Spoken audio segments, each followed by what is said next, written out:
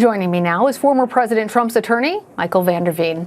Thank you, sir, for joining us. Let's get right into those words that we heard from Senate Minority Leader Mitch McConnell. He ended the trial with his passionate speech about President Trump's involvement in the insurrection.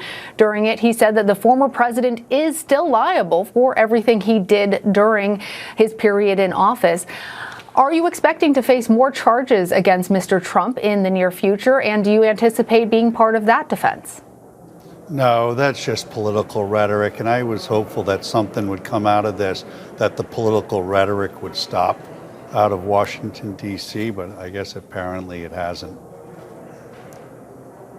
Were you, though, surprised to hear those words coming from the leader of the Republican Party in the Senate? I'm not surprised to hear a politician say anything at all. No. Well, throughout the trial, you denied that Mr. Trump had a role in inciting the January 6th insurrection at the Capitol. You argued, first of all, that there was no insurrection, but during your closing arguments, you seemingly admitted that there was, in fact, an insurrection, using that word, saying that was not up for debate. What role did the former president play? You didn't understand the case. I used the word I'll give you the opportunity to clarify, sir. Sure. I used the word insurrection in my closing argument when quoting the charging documents. What happened at the Capitol on January 6th is absolutely horrific. But what happened at the Capitol during this trial was not too far away from that. The prosecutors in this case doctored evidence.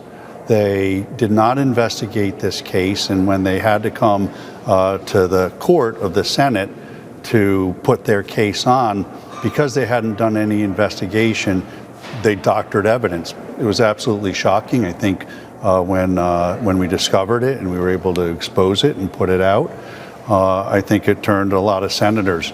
The American people should not be putting up with this. They need to look at who these House managers were and look to see whether these are the folks they want representing them. It was shocking to me. Wouldn't have believed it. Let's follow up with a point that you're making right now about the House managers, as you say, doctoring evidence, and the argument. They didn't deny it. Viewers. They didn't deny it. I put it in front of them 3 times. To be clear for our viewers, what you're talking about now is a check mark.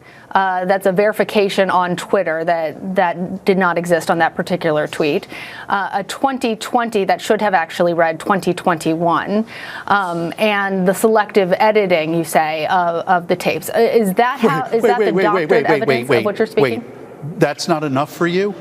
That's not enough for you? Wait. No, sir, no. Listen, I am not a juror in this trial. What I'm trying to be clear for our viewers is what you're referring to, because not everybody has been following. It's not okay not everybody, to doctor sir, a little bit of evidence. Respectfully. I have not said it is okay. Ma'am, your question is I want to be clear for our viewers. Listen, what has to happen is I want to be clear for our viewers about what exactly you're saying when you say doctored evidence. The media has to start telling the right story in this country. The media is trying to divide this country. You are bloodthirsty for ratings, and as such, you're asking questions now that are already set up with a fact pattern. I can't believe you would ask me a question indicating that it's all right just to doctor a little bit of evidence. There's more stuff that we uncovered that they doctored, to be frank with you, and perhaps that will come out one day.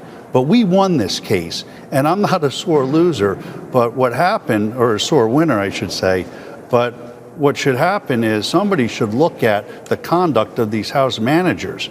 It's unconscionable, aside from all of the due process violations that my client had. And the media should be looking at a square, straight way.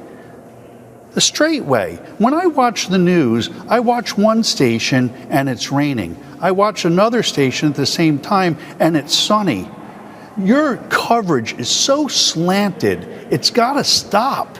You guys have to stop and start reporting more like PBS does rather than a TV news show that doesn't have any journalistic integrity at all. What I'm telling you is that they doctored evidence. And I believe your question says, well, it's only a Twitter check and changing a year of a date here. They switched the date of a Twitter a year to try to connect it to this case. That's not a small thing, ma'am.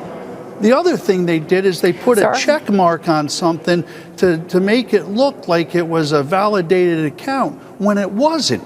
And when they were caught, they didn't say anything about it. They didn't even try to come up with an excuse about it.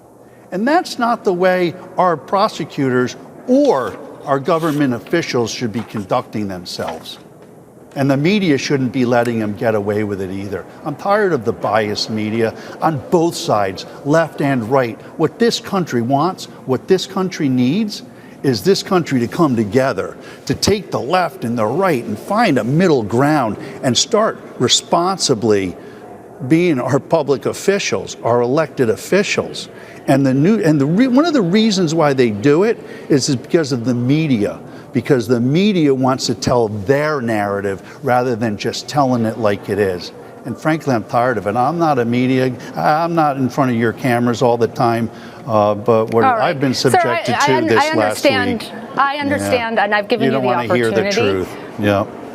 Okay. I've given you the opportunity. I will remind you that what I said was that for our viewers who have not been following all of the hours of this trial, to be clear about what you are speaking about. And I understand I'm speaking that you about seem the House very manager's upset. failure to prove their case.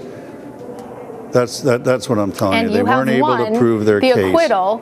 You have won the acquittal of your client. Yes, and if you'd I like did. to continue to talk about this conversation, we can have that discussion. I don't need to. But for me to ask a question, A slanted question that was set up to say it's okay for them to cheat. That was your question. Isn't it okay for them to cheat? I didn't say that. It's just a little bit. You said, to be fair, it was only a check on the Twitter. That's what you said. You got to live by your words. That's the problem. The media has to start living by the truth and not try to create a narrative. Michael Vander Veen. Yeah. Thank you for joining us. I do appreciate. Yeah. Okay. I see you taking off your microphone now. That was President Trump's defense attorney, Michael Vander Veen.